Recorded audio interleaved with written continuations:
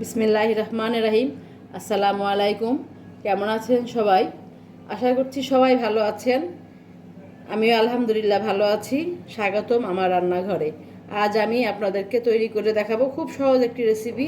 খুব সহজ এবং খুব অল্প উপকরণ দিয়ে একটি রেসিপি, সেটা হচ্ছে সাবুদানার পিঠা। সাবুদানার পিঠা তৈরি করতে আমার এখানে লাগবে, আমি এখানে সাবুদানা ধুয়ে পরিষ্কার করে কিছুক্ষণ ভিজিয়ে রেখেছিলাম, আধা ঘন্টার মতো ভিজিয়ে রেখেছি। এখানে নিয়েছি নারিকেল, কুড়ানো নারিকেল, এখানে চিনি, আর এখানে কিছু চালের গুঁড়া।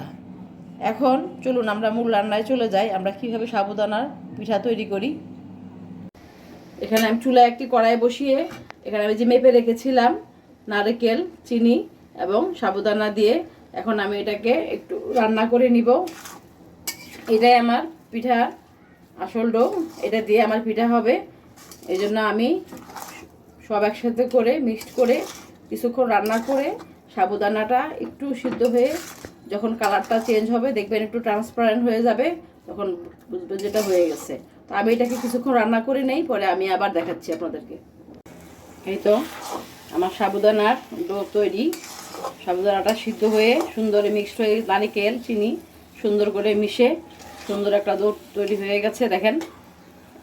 এখন আমি এটা দিয়ে পিঠা তৈরি করব। এটাকে এখন আমি নামিয়ে ফেলবো। চলুন আমরা এটাকে নামিয়ে পিঠা তৈরি করি। এই যে শুকনা কিছু চালের গুঁড়া রেখেছিলাম, সেখানে আমি এখন সামান্য একটু লবণ আর পানি দিয়ে পাতলা একটা ডো তৈরি করব।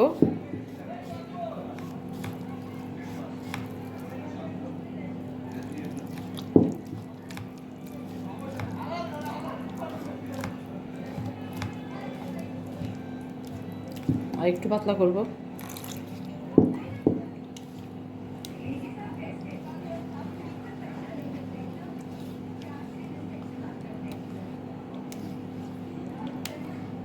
এই যে এরকম একটা ডো হবে, এরকম খুব ঘনও না আবার খুব পাতলাও না, এরকম। এটাতে এটা বাইন্ডিংয়ের কাজ করবে। এটা আমি কি করব পরে দেখাবো। এটাকে আমি এক পাশে রেখে দিলাম। রেখে এই যে আমার দেখেন সেই পিঠার এটা তৈরি হয়ে গেছে।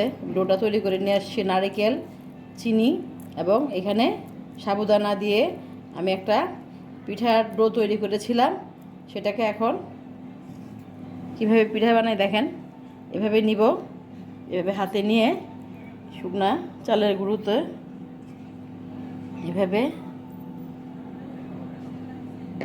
খুব সহজ পিঠা, আপনারা যখন ইচ্ছা বানাতে পারবেন। এভাবে এভাবে রেখে দিবেন। এভাবে রেখে আপনারা এটাকে ফ্রোজেন করে অনেক দিন ফ্রিজে রেখে খেতে পারবেন। আমি আর একটা নিচ্ছি।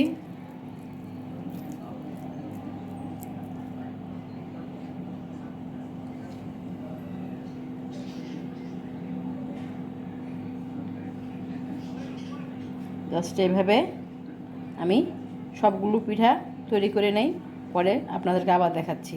এভাবে আপনারা তৈরি করে ফ্রিজে রেখে দিবেন, যখন ইচ্ছা তখন বের করে ভাজতে পারবেন। ডিপে রেখে দিলে অনেক দিন সংরক্ষণ করে রাখতে পারবেন। তো আমি এইভাবে সবগুলো পিঠা বানিয়ে নিচ্ছি, পরে আপনাদেরকে দেখাচ্ছি কীভাবে ভাজি।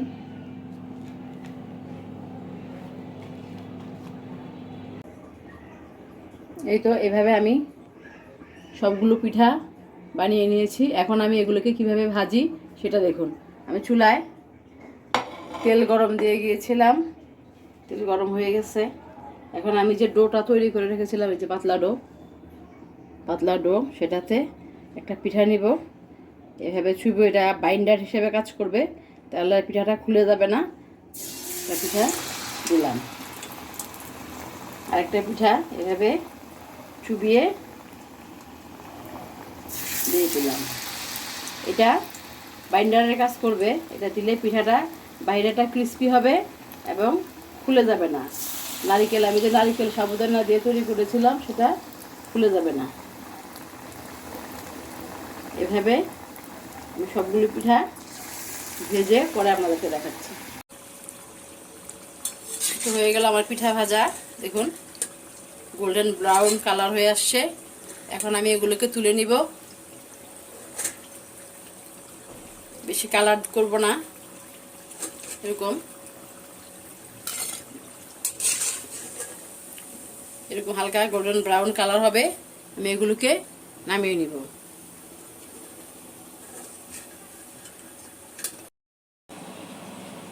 তৈরি হয়ে গেল আমার মজাদার সাবুদানার পিঠা।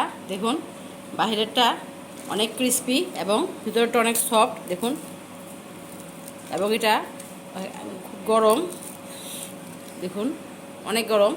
বাহিরেরটা কি সুন্দর ক্রিস্পি এবং ভিতরে দেখুন কি সফট, এবং পিঠাটা খেতে অনেক সুস্বাদু। আপনারা বাসায় এভাবে বানিয়ে খাবেন, আশা করছি ভালো লাগবে। দেখুন অনেক সুন্দর এবং অনেক টেস্টি পিঠাটা। আপনারা বানিয়ে খেয়ে দেখবেন, আশা করছি ভালো লাগবে। আর ভালো লাগলে আমার পাশে থাকবেন, আমাকে লাইক শেয়ার এবং ফলো দিয়ে সাপোর্ট করবেন। আজকের মতো এখানেই বিদায়। আল্লাহ হাফেজ।